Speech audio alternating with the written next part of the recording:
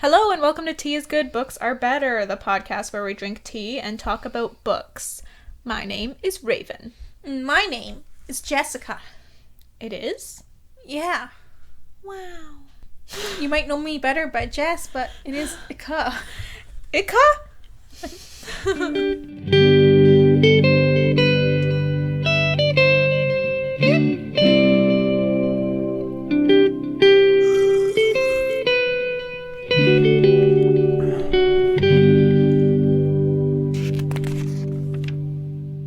All I'm thinking about is ghosts. Oh, yeah. We just paused in the middle of a BuzzFeed Unsolved episode to come record the podcast. Yeah. Because we're like, the tea's probably getting cold. Okay. I wanted to talk a bit about Game of Thrones. Oh. Because I realized we've been shitting on it quite a bit. Do you remember how you first started watching Game of Thrones? Yeah. So, long ago, it was probably around 8 years ago. 7 or 8 years ago. Okay. I think I saw a trailer for the first season coming out on DVD. And I saw, it showed the bits and pieces of the show, and I thought the costumes looked awesome. I was like, fuck, these costumes look amazing. So I tried streaming it for the first time, and I just fell in love with it after the first episode. I thought it hooked me in. Yeah. I feel like I started watching it late, but I don't remember how I got into it. I remember because I was telling fucking you to watch it, and you're like, and then Mike pipes up, yeah, it's good. And then you're like, oh, maybe I will watch it. I didn't start watching it until I was with Mike already? Yeah. Oh my god, wow. Yeah, and it took Mike agreeing with me to get you to watch it, because you weren't interested when I was telling you about it before. Oh, wow. Mm-hmm. Well, damn. And I remember watching the last episode of season 1 with you, and you were screaming and crying. Oh, I was? Yeah, well, it's well before any spoilers were on the internet, well before. So you weren't expecting the dragons to hatch. Oh, yeah. If you didn't know already, dragons are my spirit animal. Yeah. Anything with dragons so in it. Excited. And that was really exciting. That's why I was I had to book you to watch that episode. Because you were watching with Mike, and I'm like, but you have to watch the last one with me. This is ringing a bell, Yeah. That's funny. I was screaming and crying. Yeah, Sounds like me. you were standing up, and you're like, ah! Oh, that's great. Mike was kind of upset because he wanted to watch the last episode with you too. Why didn't we all watch it together? I think it was probably when you guys were new and he was still kind of shy around us. Oh, okay. Yeah, we just weren't quite there yet, it sounds like. Yeah. Hey, want to come watch a show with my family? That's how we first met Dad. We went to watch a movie. All of us. I don't remember what the movie was. Huh. But yeah, that was the first time they met. Yeah. It's like, hi, shake hands, and I sit down, the movie starts. Okay. I want to challenge us to pick out some good moments in season 8. Season 8? Mm-hmm. I haven't seen season 8 as much as you have. Well, I think you would remember if there's anything good that stood out to you. Drogon was cool as fuck. Yes. I really liked that scene with Dany walking up and then Drogon's wings. Oh, yeah, that was great. That was epic. That was a really good visual. Mm-hmm. Mm-hmm. I really enjoyed the acting in the Cersei Jaime reunion. Oh, yeah. That was pretty moving. I felt for Cersei when they were under the castle. Yeah. And she's all tears and stuff. Yeah. Even when she was running, and you can see how terrified she was after she was separated from the Maester, and when she was by herself. Yeah, Yeah, and just she was stumbling just down. panicking, and that was really excellent. Yeah. Excellent acting. The acting, incredible, for sure. Let's see. What else? Is that it? I really liked the episode before the battle with the Night King where they're all sitting around the fire and being cute. Yes. Yeah. Yeah, that was a good, it feels like not much happened. I liked when Brienne was knighted. that was really emotional. nice. Yeah. Thank you, Tormund, for bringing that up. Yeah. Yeah. He's like, fuck tradition. Jamie's like, yeah. Yeah. Fuck tradition. Yeah. I do think that episode's really good on its own, but when I look back at the season as a whole, it feels like a huge waste of time. I thought we were talking about good things here. Okay, yeah, sorry. Positive vibes only. I fucked up. Your turn. I gave everything. Yeah, I'm trying to think about the first episode again. I don't remember it. Right? At the time, I liked that people just told other people about the Jon being a Targaryen thing. Like, Sam just told Jon straight up. He was like, yo, you're a Targaryen. Yeah. And then Jon just told Dany straight up, yo, I'm a Targaryen. I appreciated that at the time, because I was like, I think I was done with all this, like, hidden shit, I guess. And I was like, there's no need to hide it anymore at this point. So, I don't know. That just made sense to me. Okay. All right. I think we did all right. And burn you. Now that we've gotten the good stuff out of the way, I told you about how I showed episode 5 to Mom recently. And she's checked out. She's like, what? Nope. She's like, she's not. Basically, like, she lacks imagination and she hates fantasy or any other fiction that isn't at all slightly, like, based on history or anything that's realistic. Yeah. It says that she's one of those people who just doesn't have the imagination. Okay, that's a good way of putting it. Mm-hmm. Yeah, so even she was like, this doesn't make sense. Yeah, I was shocked that she actually liked Game of Thrones because it was way too fantasy for what she's usually into, but she really loved it, like the storyline. She loved like how good the costumes and like the scenery was, because to her it is very medieval like, and She loves history. she loves seeing that shit. Mm-hmm. And even if it had dragons, you know, she was more offended by the Night Walkers or whatever, because she was like, that's not realistic, and I'm like, Mom, dragons. Yeah. But but she still loved the story. She loved the characters and all of that. Mm-hmm. But yeah, But even she was like saying that Dany suddenly burning this whole place didn't make believable. sense. Yeah. And then at the end, there's this, I told you already, but this great moment where, you know, Arya gets blasted and then just fucking gets up, and we're both like, apparently she's fine. Like, what the hell? And then, you know, wanders out into the street and sees the white horse, right? And so I was explaining to Mom, yeah, I think the writers were trying to go for something meaningful here, but, you know, it doesn't make any sense. Like, what the hell is that supposed to mean, right? They don't continue the next episode. Yeah, right? So I was like, yeah, what the heck is that supposed to mean? And then Mom was like, it means you're in fairyland. So it's like, she felt like she was watching a Disney movie or something, like something that was no longer grounded in reality at all. So That was funny. yeah. I appreciate Very that. insightful, Mom. Yeah, I was like, good point, Mom. We showed Kevin the first episode for the first time. Yeah, he didn't seem very impressed. You know, a lot of people aren't into it right away, and it usually takes them a while, which I found so mind-boggling because the first episode is what grabbed me. Like, after Bran being pushed out, like, it was the first time I've seen anything like that. Like, any sort of, like, violence towards children. Yeah, I think up until that point, I was like, alright, this is, like, good. I could get into this. Mm-hmm. And then that moment where he catches the twins fucking, and then Jaime shoves him out the window. That's the moment where I was like, put on the next one now!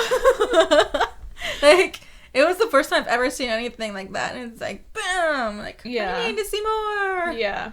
But then again, that was like 8 years ago. Maybe people desensitized, I guess. I guess so. Apparently, a lot of people say that to George as well. George R.R. Martin, just to be clear. That when they start reading A Game of Thrones, it kind of seems like a generic fantasy to them at first. They're like, oh yeah, it's just another fantasy book, but they'll keep reading it because it's well written. Yeah. But then the moment when Jamie pushes Bran out the window is the moment where they're like, oh, this is gonna be different. And the twins are going at it like fucking animals. Yeah. Yeah. Like, you know, like... But honestly, ooh. the violence towards the child, I think, is even more shocking than incest stuff. Like, honestly, that was the first time I've seen violence towards children ever at that age on film. In a fantasy, I think, specifically. Yeah. Yeah. And so I needed to see more. I think I binged the entire season in a weekend. Wow. That's a lot. Yeah. Well, fuck. I was addicted. Yeah. And I had nothing better to do. I was dog sitting. Oh. Yeah. So, did you know the Game of Thrones writers cut a battle with 50 direwolves from season 8? The scene was meant to feature in The Long Night. Just so you guys know, this is being read from an article by Rianne Daly on NME, whatever that is. Man, would it be like The Return of Nymeria? Yeah, that was exactly what it was supposed to be. Oh, fuck. Season 8 of Game of Thrones was meant to feature a battle involving 50 direwolves, it has been revealed. The dropped scene was set to feature in The Long Night, the third episode in the final series of the HBO show. Director Miguel Sapochnik has explained that the creatures were intended to gather to attack the Night King's dragon, but the idea was scrapped because he thought it would be boring to watch. What? That literal fuck? Man, I've been waiting for a proper reunion with Nymeria other than just like looking at each other being like, ugh, and then leaving.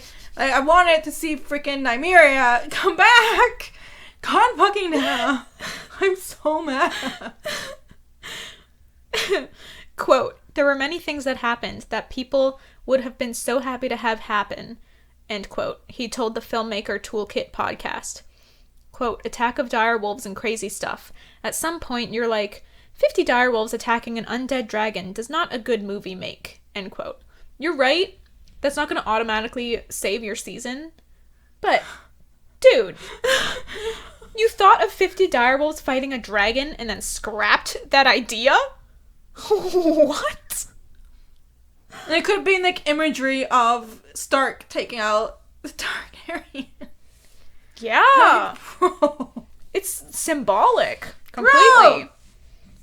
He added that he was cautious about including the scene because it could have become, quote, a remix of every battle we've done, end quote. What? When have you ever had direwolves fighting? Not since fucking Rob ever. With freaking Grey Wind. Fucking hell. Man, I'm mad. Sapochnik also discussed the killing off of major characters in season 8, saying he wanted to be more ruthless about it, but was stopped by writers and showrunners David Benioff and D.B. Weiss. Quote, I wanted to kill everyone, he said. I wanted to kill Jorah in the horse charge at the beginning. I wanted it to be ruthless so that in the first 10 minutes you say all bets are off, anyone can die. Everyone was expecting that. David and Dan didn't want to. They were saving it for the bells, kind of. No one dies in the bell. Well, okay, people die in the bells. David and Dan suck. But who dies in the bells? Jaime and Cersei die. Okay. The Hound and the Mountain die. Okay. Who else dies? Is that it? Is that it? I can't recall anyone else dying. Those are I mean, some of the bad, like, two Elon, side characters Elon? and then two bad evil characters. 3. Quote. Or Euron. 3, yeah. Euron. Well, I don't so that's consider not Jaime even bad. anyone we love, right? No. Like, that was freaking lame. Everyone lived! Mm-hmm. Everyone got exactly what they wanted, except Dany. Meanwhile, Game of Thrones star Jacob Anderson has spoken out about the reaction to the show's finale. Fans were divided over the controversial final episode, while over 1 million viewers signed a petition to remake the 8th season. Quote, I feel like not everybody is going to love everything, he said. There's no way to make everybody happy. It's a shame when people say something is good or bad with complete resolve anyway. It's subjective. Storytelling is subjective. It's fine if people don't like it. Some other people did. I don't like that. I don't think they're ready to acknowledge No. what they did to the final season. Like, they just think people are mad because Danny. Well, I don't blame Jacob Anderson at all. It's not what he did to the season, but yeah, I think we've said this before. I think he's too close to it at this point. Everyone right now is defending it because they're not quite looking at it yet. Yeah. As what it is compared to the other seasons. And I feel like I'm really forgiving when it comes to, like... Me too! Yeah. When it comes like, to I'm not a harsh show critic writers and... Oh. Yeah. Like, there's so many films that people say are stuck, and I'm like, I thought it was alright. Yeah. But I thought it was fine. Kind of thing, yeah. Mm-hmm.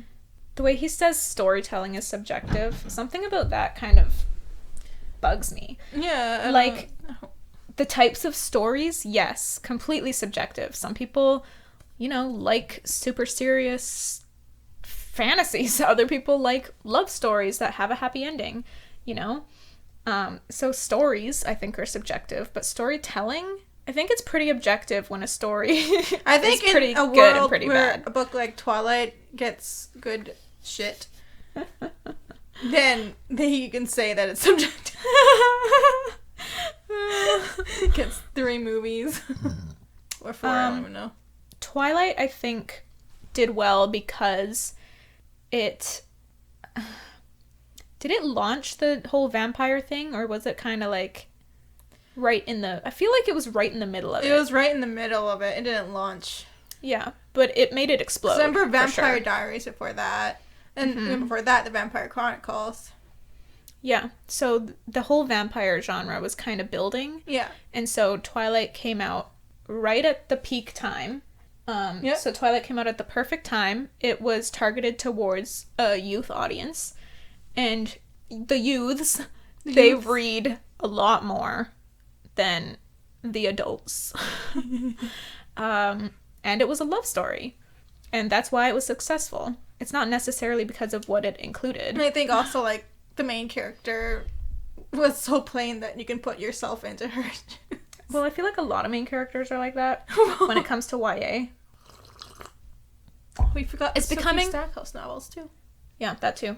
But yeah, it is becoming less of a thing for main characters to be so bland. Good. Thank God.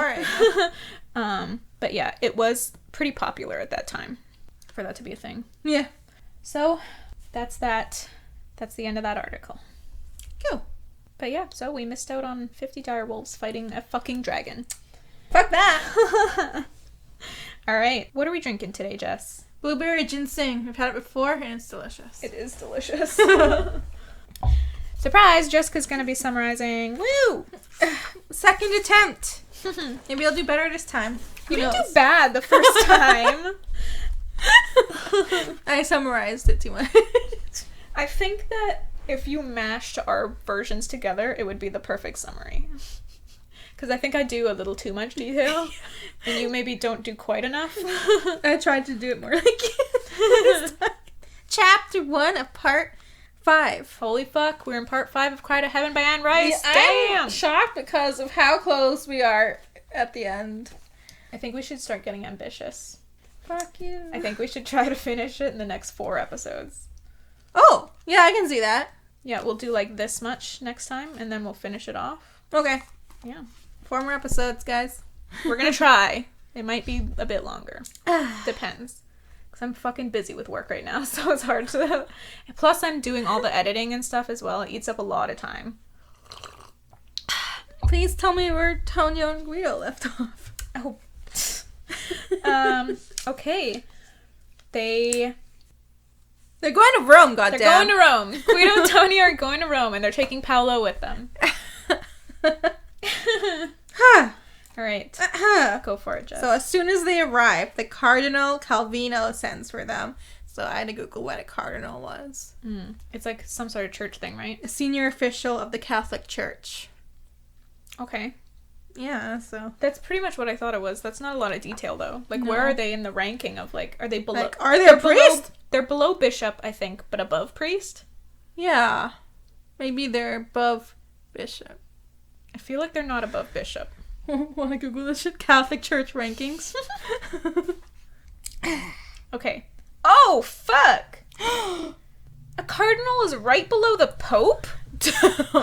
I know bishop is above. I always thought bishop was right above priest or something. But am I right on that? Cardinals are princes of the church appointed by the pope. What? The cardinals advise the pope. Oh, and then I think it's one of them who becomes the next pope. So they're right below pope. They're like successors. Possible successors. Damn! I did not know how high that was. Cardinals are also bishops? It is rare that the pope will appoint cardinals who are priests only and not consecrated as a bishop. Okay, so, I get it. Priest, bishop. At the top is the pope, then cardinal, or cardinal vicar. And then under that, moderator of the curia, and then chaplain of his holiness, papal legate, papal See, I don't know what the fuck? I don't understand what half these are. Okay, a cardinal is way higher than a bishop. Okay. It's right under the pope, alright? That's... Where is priest? It's not even on here. Oh, what kind of a list is this? They don't make the cut. Alright. So Guido is in awe of the size of the palazzo. Of course it's going to be enormous. So the cardinal's going to be fucking loaded. And it's Rome. Yeah, that too. They learn the cardinal is a man of the people and is a patron to numerous orphanages and charitable institutions. Every day he gives the poor some of his wealth. So he's supposed to be a really good guy. A good guy. Cardinal. Very generous. I got a quote of a description of him. Okay. His eyes crinkled with immediate cheerfulness, a vitality that seemed the fusion of grace and love for everyone he saw. Nice. So it sounds a lot like Jesus. Ah. What the kind of person that Jesus wanted Catholics, or what Catholics are supposed to be like. Right. So the cardinal is very excited to meet them, and he is completely enamored with Tonio. Like, I actually noticed another characteristic of his that Guido notices. I don't know if this is past already, but Guido notices he has the smoothest eyelids that he'd ever seen. Oh, yeah. And I was like, saw what that, the and I was just like, huh? Continue. You just skipped over that.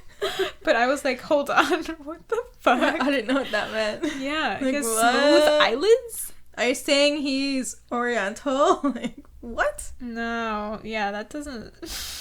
That wouldn't make sense. Get it. Smooth eyelids, right? Smooth eyelids. I don't fucking get it. And who notices that? What a weird characteristic. Anyway, I just need to point that out. Go on. So he, when he first lays his eyes on Tonio, he just, like, stares for a moment, which makes Guido feel uncomfortable and a bit fearful. Immediately made me wonder if the cardinal was attracted to Tonio. Thoughts? Immediately made me wonder if the cardinal was attracted to Tonio. Me too. I was like, oh. I was like, oh, he wants the D. A. Nice. Paolo's excited about his new bed. It's so big. Cute little Paolo. He's fun. Guido realizes he and Tonio are no longer going to be sharing rooms or bed. So Guido is going to at once introduce himself to the important people of Rome and to learn of the successful musicians and singers. The Contessa gave him a bunch of letters that introduce him to the nobles so he can get in on their groups. Mm-hmm.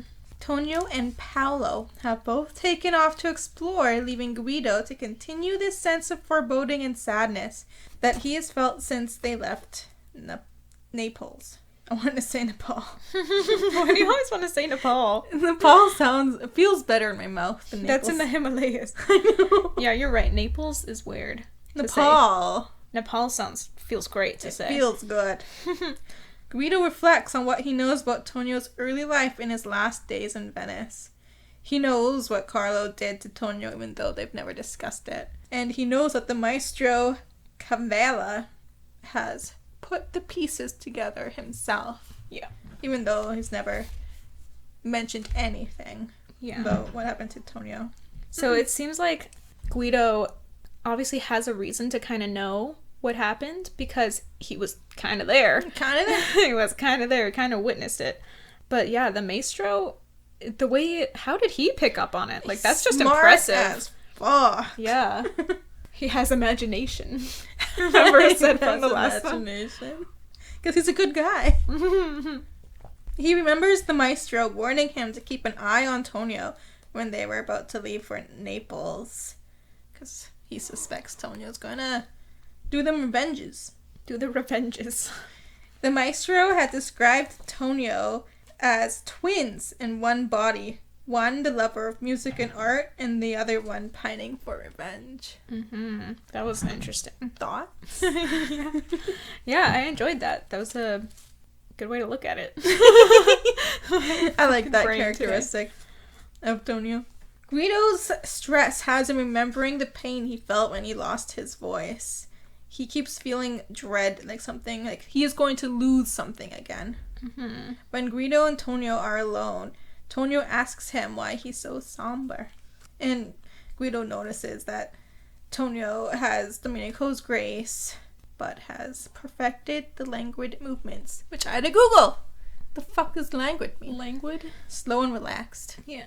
I keep forgetting. I think I've Googled that before. Yeah. That's fine. I mean, the more you read it, the more it'll make sense. Yeah. Tonio thinks Guido's somberness is because Paolo is with them. Tonio thinks Guido is somber because of Paolo? Yeah. Wait, Like, what? it just wanted the two of them, not third wheel Paolo. Interesting. But Guido's like, what? Like, he likes Paolo, too. Mm-hmm. He tells him no, that he's just tired and has a lot of work to do. And all of the stress Guido has been feeling compounds into anger and irritation at Tonio. He starts acting aggressive and snapping at Tonio, trying to instigate a fight, but Tonio isn't taking the bait. Tonio heads to the dressing room to get ready to leave, and Guido realizes now he's going to be alone, and feeling desperate, he demands Tonio take off his robe and get on the bed. And they boink. They comply, and Guido takes him angrily. Sometime after, Tonio gets up, gets dressed to leave, and he kisses Guido goodbye, who whispers, "Why do you put up with me?" Antonio says, "Because I love you, and we're both afraid." Yeah. Insights. That was interesting. Mm-hmm. They're both afraid. How do you understand that? Afraid of what? Nervous. It's About their just first being in show Rome? time. First time both of them left the school. Mm-hmm. And they're actually out to the real world to debut for the first time. Debut. Debut. Yeah. At first, when I read about Guido obsessing over the loss of his voice, first of all, it's super strange that this just kind of comes up all of a sudden, because he hasn't really thought about it a lot lately, right? Mm-hmm. At first, I wondered if maybe he was feeling jealous of Tonio, like now that they're in Rome. Like, this is where he could have ended up, right? With his voice. Yeah. But now he's writing an opera for Tonio instead of singing something himself. So I wondered if that is maybe what triggered him to that old trauma. I I guess. wondered if he just goes back to these times when he's under a lot of stress or upset in any way. Mm-hmm. He's definitely super stressed out. Yeah. Especially with this foreboding, like, I'm going to lose something soon. Mm-hmm. I wonder if that's just instinct or if it's like a deep-rooted thing that he deals with regularly. Chapter 2. Tonio wakes from another nightmare, so he has them frequently, as we know, and recalls learning the ways of the dagger from a bravo just before leaving Naples. I guess that gives him comfort to remember this when he wakes up from a nightmare of being chased by the brutalized. Bravos. Yeah. Yeah. So he remembers now that he's free in Rome. Like, he doesn't have classes, doesn't have engagements. Yeah, I guess So so. in his excitement, he forgets the dream. He rushes to hear the cardinal's early morning mass. Fun. Right? I was like, oh. Yeah, I was like, yay. So much fun. Man. As he watches the cardinal... What's it called again? It's a perform mass or direct mass? Lead Mass? the mass? Mayhaps. Okay. I don't know. He thinks that the cardinal has more of a reason to live than most people. He believed in God and himself and what he was and what he did. After mass, he decides to practice fencing in the palazzo while humming battle music to himself.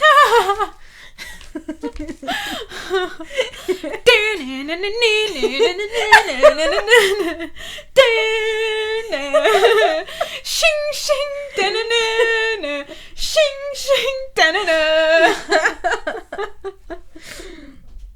Hey, is that Johnny laughing at me? Yeah, he's mocking us. So after a few hours of this, he becomes convinced someone is watching him. So he leaves and heads to the cardinal's office, which is closed. That's creepy, though. Yeah, like... To suddenly have the feeling of someone like, watching you. Who's watching? Ew, yeah. The cardinal soon appears with his party of attendants, and they make eyes at each other. Yep. The cardinal's eyes linger. A So little does too Tonio's. long. Yep. Both linger. I was like, what is going on? You know what's going on. Yeah, I kind of knew. Chapter 3. So Tonio has been spoiling Paolo and buying him so much clothing that I can't think he can possibly wear them all. And giving him vocal and Latin lessons. Lucky boy. Yeah. They go out often, and Paolo is terrified by the Laocoon, which I had to Google. The what? The fuck is the Laocoon? Oh, Laocoon. Laocoon, which is a marble statue of a man and his 2 sons being attacked by giant serpents. That's pretty scary. Yeah, especially because they're all in dramatic poses. Yeah. Did you look up some images? Yeah, I looked at it. Let me see. It's just, it looks like a bearded man naked and his 2 naked sons who look like small men. Beardless men. And they're all like in dramatic, like, whoa! They're being attacked by serpents. Ah, yes. This one's familiar to me. I think I studied this in art history. I also learned the other day that these statues are fucking massive. Yeah, dude. Man, I was thinking they're like maybe 8 feet. No. No. No way. Like, I can see why he's terrified of those huge images of like, ah! Yeah, and these, gigantic Like, even- images of tortured men screaming and writhing in pain. It's pretty horrifying. Giant serpents wrapping around Look them. at his face. You can see the horror Yeah. in his face. That's fantastic. And they're dramatic poses too. Mm-hmm. Dude, have you seen that sculpture of, fuck. What is it called? What's it look like? It's a dude, like, abducting a girl. Sounds like something fantastical. Is it Botticelli? No, he's a painter. Yeah, he's a painter, bro. I'm looking for a sculptor. Just describe the sculptor. The statue. Sculpture of man carrying woman. Marbles. I think you want to do marble. Yeah. Ancient Greek marbles. Oh. It's this one. The Rape of Proserpina. That's fun. Bernini. That's the guy. Bernini. Banana. Okay. You gotta see the detailing on this. Wow. Man, I'm always impressed as fuck when I see marble. When you can see, like, the indents into the flesh and stuff. Like, I'm like, damn. So, in this sculpture, the man, his hands are digging into the woman's thighs, and you can see the indent of skin in the marble. It's incredible. Man, these true artists. Yeah. I mean, obviously it's a disturbing scene, but the art itself. Fucking Christ. Wow. You can see the veins in his hand. If you make marble look soft, that's just fan-fucking-tastic. It's incredible. God damn. God damn. God damn. And the artist, just in case you want to look it up yourself, it's called The Rape of Proserpina. That's spelled exactly how you think. By Bernini. Bernini. Bernini. I want to see the full thing. Okay, that's a lot more intense looking. Yep, that one. Fuck. But she's so small compared to him. Like, he looks like a monster. Yeah. Like, he's fucking ripped. And he has this tiny little woman up in his arms, and she's struggling. And it's like, it's the kind of statue you can look at from any angle, and it's incredible. Yeah, Any especially at this angle. one, where you look at his hands. You can look at the front, you can look at the back, you can look at the side. Like, There's under it, you can look Cerberus. above it. Oh. Like, what?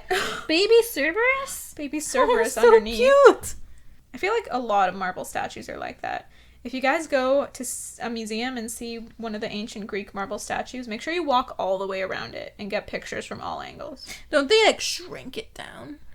What? What do you mean? Like, sometimes marble statues are usually, like, maybe, like, why I thought they were only, like, 8 feet, because I've seen them, like, around that size. Like, replicas. Do you mean, replicas of it? Yeah. Oh, well, I'm talking about if you see the originals. Oh. Who gives a fuck about replicas? I wonder what the originals are going to be. Pastel in Greece? Big museums. They travel around sometimes. Oh, yeah. They like to pass them around. The Michelangelo. The statue of David moves around a lot. And he's fucking huge! He's gigantic, yeah. Penis isn't so small now. But it's also super interesting to compare something like the statue of David to the rape of Proserpina. Mm-hmm. You can see the difference in this, like, static figure versus this dynamic battle. Yeah. You can see the movement of the fabric in the body, and all the muscles are, like, activated versus, statue of David where he's just chilling. Anyone who says that people couldn't have made the pyramids needs to take a look at these freaking statues. Yeah. Right? So, Guido has been received by everyone and has learned about the local taste and all of the recent operas. I guess the Contessa has a good many friends in Rome. Mm-hmm. So he's kind of learning what the Romans like and don't like about opera. Because he wants to make his a success, obviously. Yep. He wants to be perfect. Yeah, so he's familiarizing himself with Roman opera traditions. Roman pop culture? Sure. He attends all of the operas he can, including comedy operas. In Rome, the church had not lifted the ban on performing women, so all female parts are given to men in dresses. Guido knows that their first performance, Tonio, must appear as a woman to bewitch the crowds. Guido, in his attempt to understand Rome, falls in love with it, and compares the metropolis to the core of a volcano. Oh, I think I missed that. Ooh. The cardinal sends for Tonio to sing for a small dinner of only 35 persons and spends the entire dinner absorbed by Tonio's singing. Like, he still, like, talks to his guests and eats, but his focus is on Tonio. Alone at night, Guido is trying to come up for a story for his opera, but can't seem to get Tonio out of his mind. So he sneaks across the hall. I'm just imagining cartoons on his tippy toes with his hands held in front of him like a T-Rex. Yeah. And he wakes Tonio up with kisses, and they have their intimacies. After Guido asks if he is having relations with other people or thoughts of being with other people, Antonio says no. And he's a dirty, filthy liar because he likes that blonde girl. Is that what he asked? Yeah, he's like, are you having, like, relations? Never. I thought Guido asks specifically, and don't you sometimes wonder what it would be like, a woman? That's what he says. Oh. You interpreted it as him asking if he's having relations with other people? Yeah. Interesting. I was wondering if maybe it was about Tonio performing as a man or a woman on stage. Oh! Maybe it was. I don't know. Because I was kind of confused by it. But then Tonio says never, which I think makes more sense with your explanation. Yeah, because he was saying never, as in he never thinks about anyone other than Guido. Chapter 4. The Contessa arrives to her villa on the edge of Rome, and Guido spends the afternoon with her. So she's visiting to check up on them, get some updates. And we learn that Guido takes the reins for the first time. That usually the Contessa leads. And she's pleasantly surprised. We learn that the Guido... That the Guido... That sounds like... The Guido. The Guido. It sounds like you're just I don't know, in America or something, and you're like talking about an Italian person, you know? The Guido. The Guido over there. It doesn't. Guido doesn't love the Contessa like he loves Tonio because she is a woman. And in his thoughts, that's how it is. You can only love men. See, that really interested me too. Yeah, because he says to him, like, women are only symbolic. What? I don't know, like, the biological, I guess. I don't know. Attraction? I don't know. But yeah, he seems to think that women are only symbolic and men can only truly be in love with other men. Maybe he has the sexist ideals that women aren't that individual as persons. Yeah, it definitely, like, thinking of them as simply symbolic is very diminishing and condescending. Like, they wouldn't be worthy of, you know, friendship a man's alone. Love. Yeah. Yeah, I don't think he's the type to even think women are capable of being friends. Having intelligent conversations. Yeah, so more fun stuff. So Guido recalls that morning he had had another fight with Tonio. It turns out he had tricked Tonio into signing a contract that stated that he will have to perform as a woman. If Tonio's betrayed as fuck. He tells Tonio that he needs a stage name, but Tonio's like, no, I'm Tonio Tresci. I'm not taking a fucking stage name. Yeah. At first I was like, for fuck's sake, Tonio. Just do it already. He's still a kid, I guess. Just do it. Just do it! Yeah. Why you gotta make things so hard, Tonio? Right. Tonio had insisted that wearing a dress on stage would be akin to an iron mask and manacles. Damn. Guido does not understand Tonio, for he used to wear dresses all the time when he sung on stage, so he doesn't think it's a big deal. Yeah. Well, it's not. I guess not. For anyone else, right? I guess no one would look at Tonio in a dress and be like, oh, that's weird. Right? And really because normal. He's a castrato. Mm-hmm. But to Tonio, I think it'd be like straight up full on accepting. Yeah, maybe she's still. He like, does kind of get into it later on, so maybe we can talk about it when he gets to that. So Guido doesn't share any of this with the Contessa, but she shares her troubles instead. She wants the blonde girl to get married again, but she would rather spend her days painting and owning her own studio.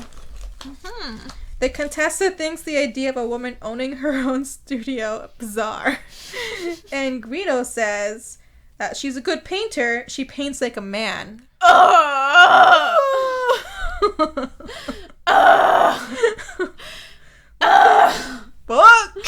It's just like... I guess at that time... Yeah, we can keep saying at that time, but we can still be bothered by it. Jesus Christ. God, she paints like a man. It's so good. Fuck you, it's Guido. like a man. Tonio kind of thought the same thing as well. He thought that her style seemed very masculine. Right? Because it was great. It was like inspiring. Dark colors and like ugh, maybe a little sexual. So he's like, oh, that's the manly. Like, oh man. It's like a slap in the face when that kind of shit just pops right? out at you. I'm like, trying not to get offended, but... Yeah. When Guido returns... Oh, actually, I do want to just point out really quick that I do appreciate, though, that Anne Rice is being true to, like, she's being honest. She's being real about what was going on. True to the time. In that time. Yeah. Yes. And, I mean, that's something that I appreciate about Game of Thrones as well. Like, people, you know, are sometimes upset about the amount of rape that happens. Yeah. Or women being treated like things. Yes. And obviously that fucking kind of sucks to read about. Because it, like... It is offensive, but you gotta realize the time. But yeah, it is... If he were to act like that never happened...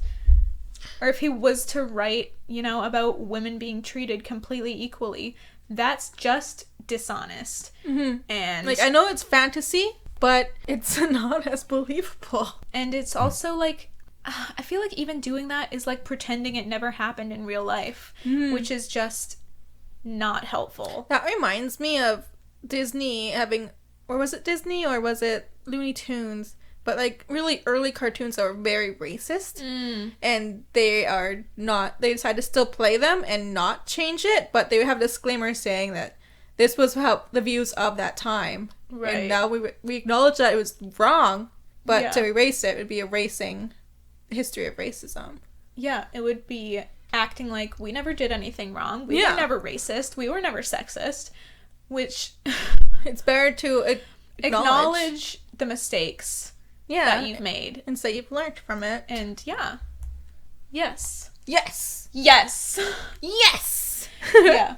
And I think if Game of Thrones and if this book, acted like women were completely equal, I wouldn't be okay with that. Mm-hmm.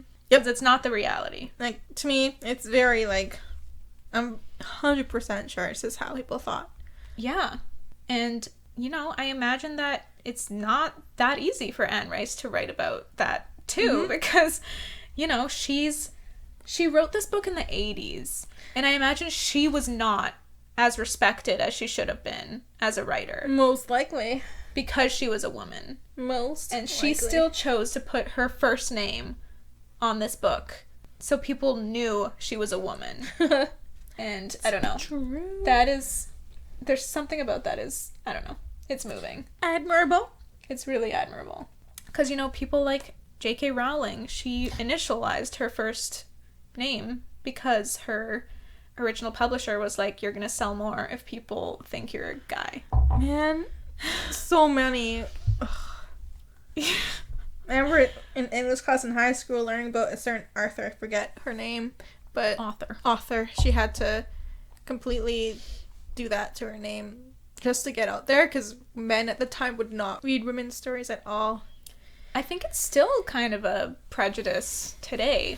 Probably is. I'm not gonna lie, when I go into like the fantasy section and there's a woman author, it's kind of like, it kind of immediately makes you think that it's gonna be something like a sappy love story, which obviously is fucked up, and I hate that even I still have that like initial instinct, right? But yeah, it's the reality of the situation, and all we can do is kind of try and push ourselves past that initial thought, and then acknowledge these thoughts and choose them. Not to listen to them. Choose not to act on them. Yeah. Growth. Wow, that got deep. Okay. Back to fiction. So when Guido returns, Tonio is waiting for him, and he's like, can we leave? He wants to run away. He wants to leave the Cardinal's house completely. Yeah. And live somewhere else. Yep. And Guido angrily asks, what did you do? Yeah, he can sense something's wrong immediately. Yeah. So after prodding, Tonio confesses that the Cardinal had invited him to his bedroom to play and sing for him, but it wasn't the music that he wanted. And Tonio ran away. Yeah. Guido is very angry at Tonio and told him that he insulted their host and that he needs to go back. Fuck. Tonio likens himself to a whore because of this, and Guido's like, no, you're a castrato, so you're better than a whore. Yeah, he tries to tell him that, like, he's not bound by the rules of men. Mm-hmm. He doesn't need to feel like he's a whore if he goes and sleeps with someone rich random. And powerful. Yeah, because that's not the way it is for castrati. Yeah, so Tonio's offended and says that he still has his honor. But Guido counters and says that the Cardinal is a good man, so how is that dishonorable? He turns his back on Tonio, who after a while leaves. Guido sits to continue writing his script, or music? Score. His score. And is filled with anger and misery. So... And he, like, can't really write. Yeah. Too emotional. He's upset that Tonio is getting D other than his, I guess. So it does imply, kind of, that Tonio leaves to go to the Cardinal? Yep. He could just be leaving to go to his bedroom. It doesn't say. But he could be running away with Paolo. It is implied that he goes to the Cardinal. Yeah. Tonio's speech about honor kind of moved me. Tonio says to Guido You have no honor, no creed, no decent sentiments in you. You would take my name from me. You would take my form from me. All this in the name of music and what must be done. And now you send me to the cardinal's bed in the name of the same necessity. So he's kind of saying, oh, so music is the only thing that matters to you, Guido, and you don't care that, it makes me feel like I'm nothing. Mm-hmm. Like a thing. Yeah, a thing. So that kind of moved me. And I was like, am I on Tonio's side again? Because damn, yeah, that... They both have good points. Yeah. But if we're trying to be progressive... That's a bit, if you don't want to do it, don't do it. Yeah, exactly. If he doesn't want to do it, you shouldn't have to do it. Sex. Exactly. That was chapter 4. The end of chapter 4. And the end of this episode. Yeah. So, holy shit. Is Tonio off to fuck the cardinal? How is that going to affect his relationship to Guido?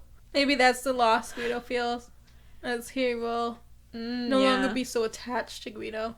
Yeah, because Guido thinks it's important that Tonio acts like a real castrato. Mm-hmm. Dresses as a woman, performs as a woman, sleeps around, kind of thing. But, with the rich and powerful, so he gets more views, more exposure. Yeah. And yeah, so Guido seems to think that is what has to happen, but I think he's in love with Tonio as Tonio is. He is. So that's why he feels like he's slipping away, but he's also kind of pushing him in that direction. It's like, I love you, but you need this. Yeah, this is what's going to make you a success. And then he's also worried about Tonio running off to deal with Carlo. Yeah. It's a lot. I think I missed this, but there was a part where the maestro tells Guido to make sure that Tonio is well fed in pleasures to distract him from his revenge plot. Right. So maybe this is also helping that out. Mm-hmm. So he's like, yeah, go do all the sex. Do all the sex. All the shopping sprees. Mm-hmm. Enjoy yourself. Eat all the food, drink all the wine. Treat yourself. Yeah. But that is not what makes someone happy. No, it is not. Nope. Man, they were very simple back in the day. I'm super impressed by Anne Rice's ability to capture such complicated relationships and emotions and thoughts. Also without outright, stating it. Which I think is important. Because it kind of... we're breaking it down, we're analyzing it, so we're kind of able to articulate it to a degree. But as someone who's reading it, it's not something that you realize in your head at the time. It's something that you feel. Yeah. A lot of her writing is more felt than, told. Logically understood. Yeah. Yeah. I think so. I don't know. I think that's great writing. Really great writing. She's my favorite author for a reason. Author. The aardvark. Having fun isn't hard when you've got a library card. That should have been our jingle. Oh no, we forgot in the last one to plug Barham's... God damn it! Okay, we'll do that this time. I'll do it right now. Okay, our jingle at the start of this was made by our very good friend Bahram Barami. He has a YouTube channel. Please go check it out and listen to some of his music. He does covers, he does duets, he makes his own music as well. He's super talented and also just a really awesome guy. So Good guy B. Go check out his YouTube channel. It's called Bahram Barami. That's spelled Bahram. Last name is spelled the same with an I on the end. Yes, that's his real name. That rhymed. Yeah. Okay, and let's plug our shit. Instagram. Yeah. Tigbab. You can follow the podcast at Tigbab Podcast. On Instagram? Yeah. I thought it was just TIG. Oh, wait. Yeah, it is. TIGBAB Podcast. Yeah, Tigbab Podcast. And then you can follow us individually. My handle is Crimby. Jessica's is jess.egan24. You can also find our page on Facebook.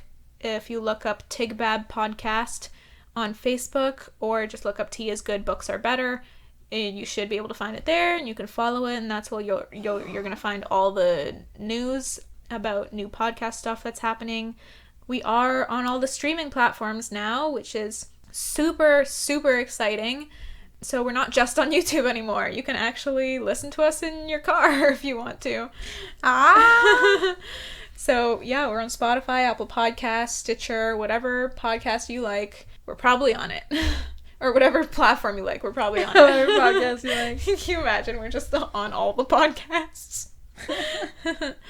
Also, if you want to check out my writing, you can do so on my website, ravenegan.wordpress.com. Okay, let's get back to that Unsolved episode. Ah! I have to pee. Alright. Thank you so much for listening, guys. Please download and follow and rate our podcast on the iTunes. On anything. Good ratings only, though. Thank you. Bye.